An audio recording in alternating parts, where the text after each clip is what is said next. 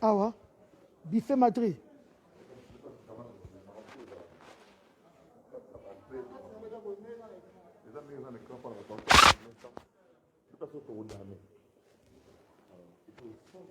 Congo la Madrid.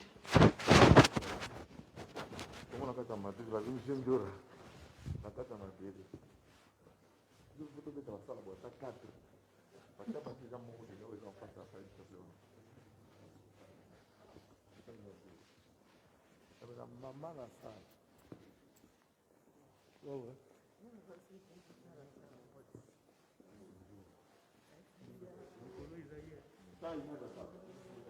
Wapi maji asali pesa?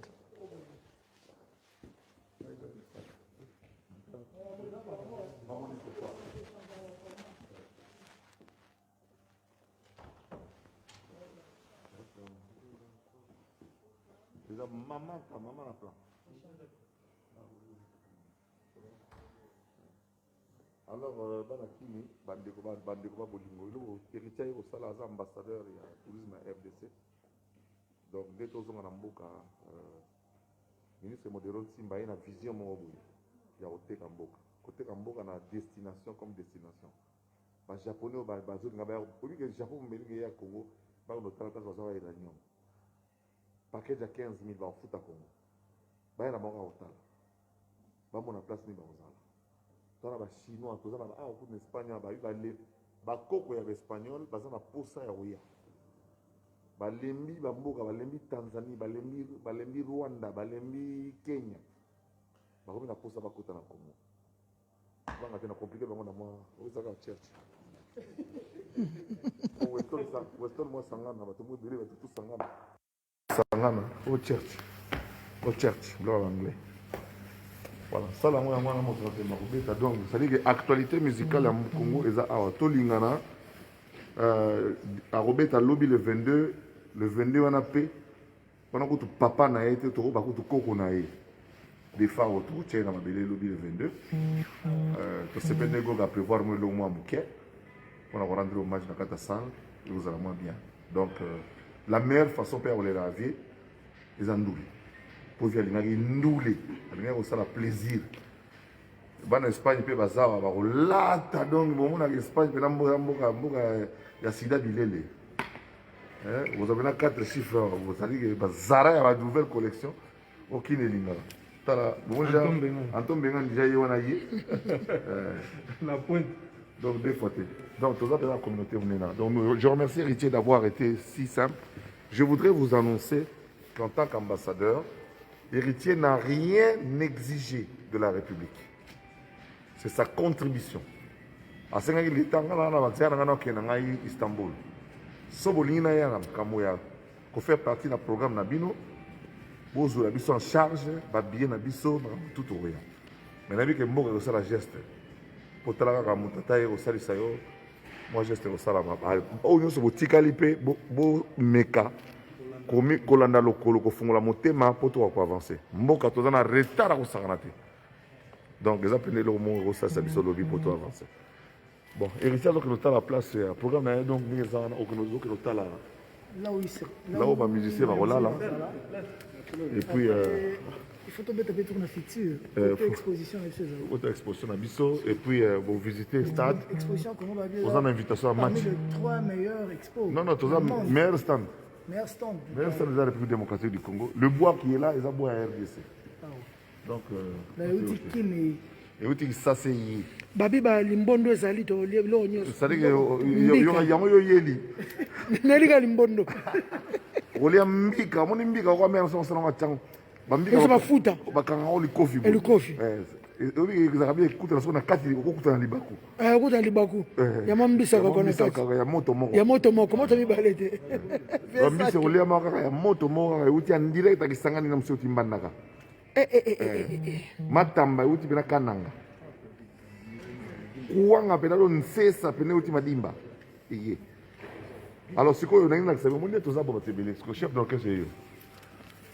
Chef d'orchestre, directeur de cabinet adjoint à ministre, donc chef d'orchestre, chef d'orchestre, coach. Njora, on dirait que pas Njora, expliquez la Congolais, Bakolomboka. Bomoni déjà, d'abord on vous remercie tous et nous saluons parmi nous ici la présence de l'artiste qui a fait les déplacements avec une forte délégation des membres de son orchestre. C'est la plus grande délégation. Une vingtaine pour célébrer la rumba qui a été inscrite au patrimoine mondial immatériel de l'UNESCO. Donc ça va être une grande première et ça va être le clou de cette grande messe du tourisme mondial qui a réuni quasiment tous les pays du monde ici à Madrid, le Japon, les États-Unis, les pays de l'Amérique du Nord, du Sud, l'Asie, le Proche-Orient, le Moyen-Orient, l'Afrique. Donc le monde entier s'est donné rendez-vous ici à Madrid. Et nous avons la fierté, au-delà de tout ce qu'on a présenté comme biodiversité, comme tourisme d'affaires, tourisme minier, et les points de clou, comme on dit, c'est Héritier Watanabe qui va représenter la RDC et présenter la culture. Dans la bise beneza de. T'es bon.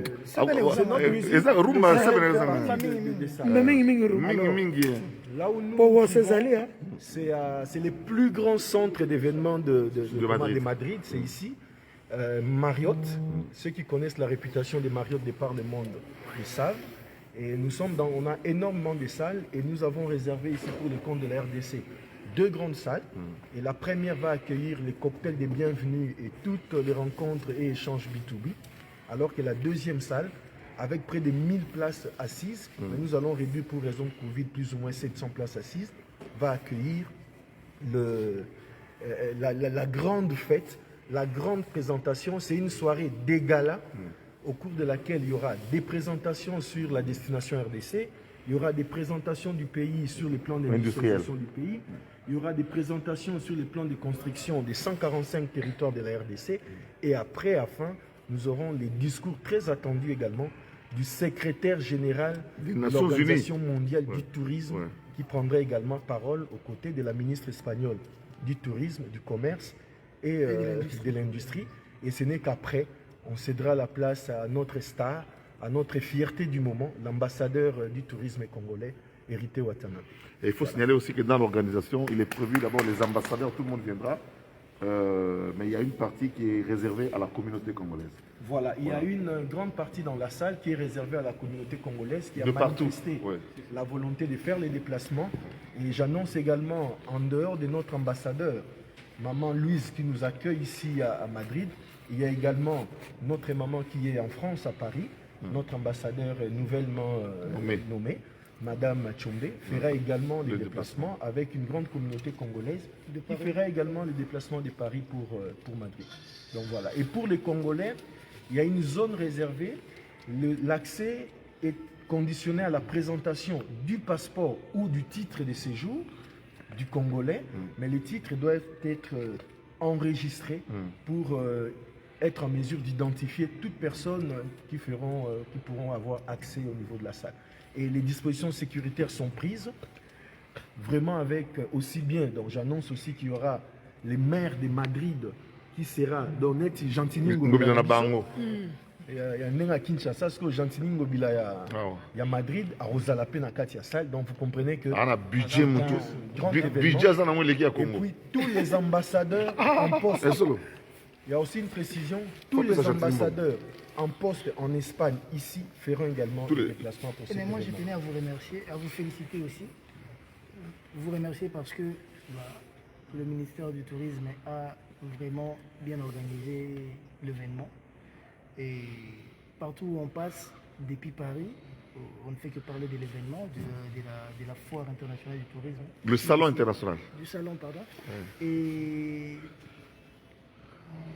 vous félicitez parce que parmi les stands,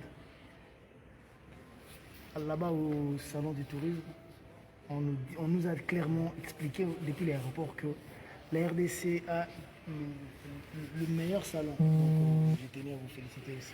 Et nous, de notre part, on va vraiment bien gérer l'événement, bien assurer l'événement. On va donner la musique qu'il faudra.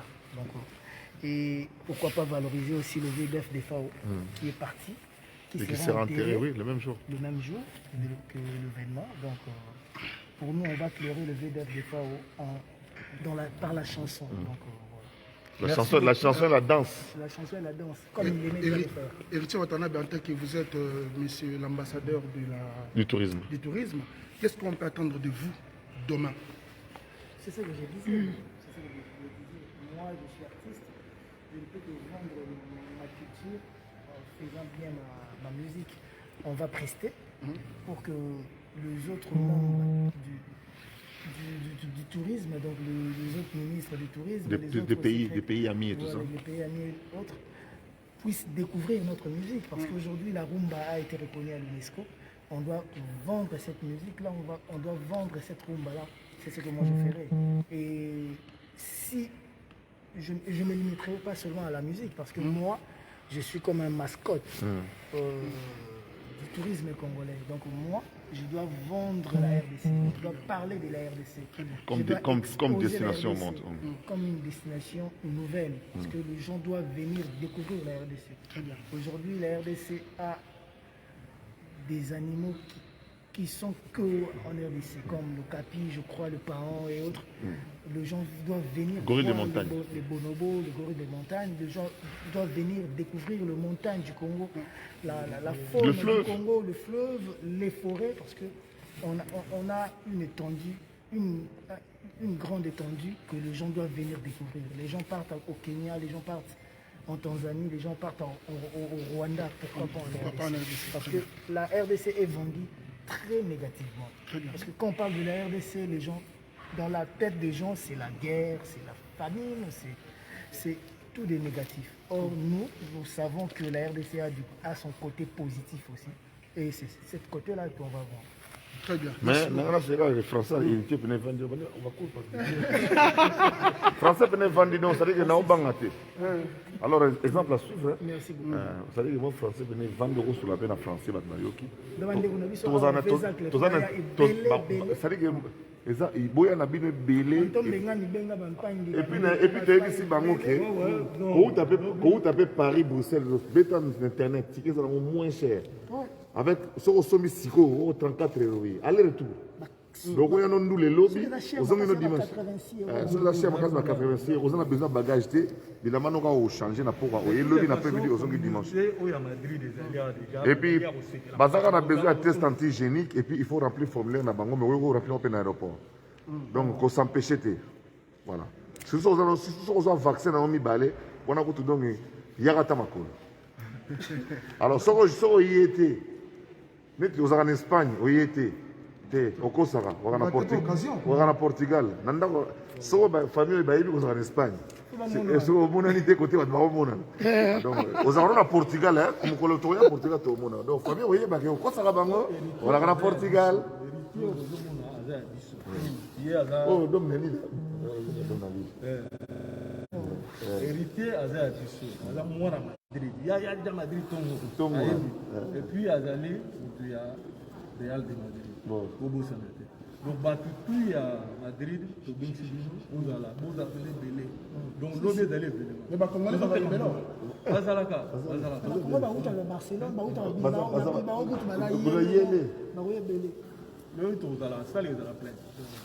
donc, le honneur du Congo, c'est-à-dire que alors, vous êtes distrait dans le Congo, il y a une vidéo avec Takala, il y a une discussion sur le Moutoumou Wakei. Vous êtes dans la distraction. Travaillons. Donc, vous savez, déclencher avalanche. Donc, déclencher avalanche, c'est-à-dire que chaque service, nous sommes contents de député, et là, on se plaint de prendre un visa au Congo et les Kina or, donc diamant. Bamboka tout va faciliter pour avoir un visa. Il y a des vieillards espagnols, il y a 1000. C'est comme 1000 ou au Congo. Il faut où Malaga. Il y a 2 heures de temps pour remplir le formulaire. Or, Côte d'Ivoire, Kenya, il y a un visa dans l'aéroport.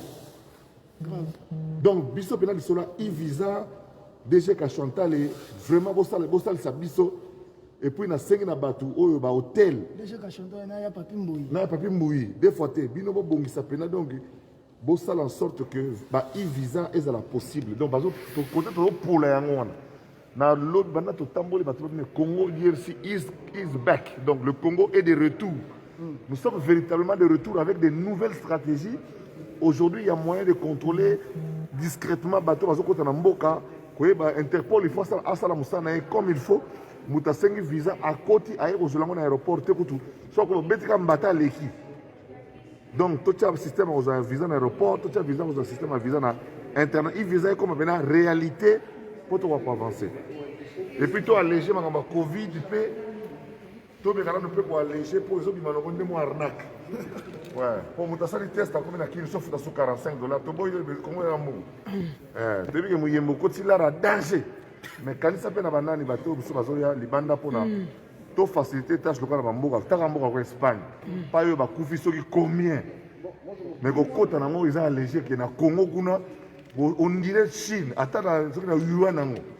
Eza boyete. Donc c'est trop, faut exagérer et puis voilà, on a proposé une chose d'argent. Voilà, donc petit Nanjora,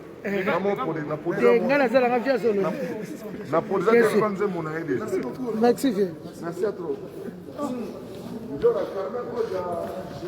Carmen Odia Azui. Carmen Odia Ozui. Carmen Odia Ozui. Donc Carmen Odia Ozui. Carmen Odia Ozui. Voilà.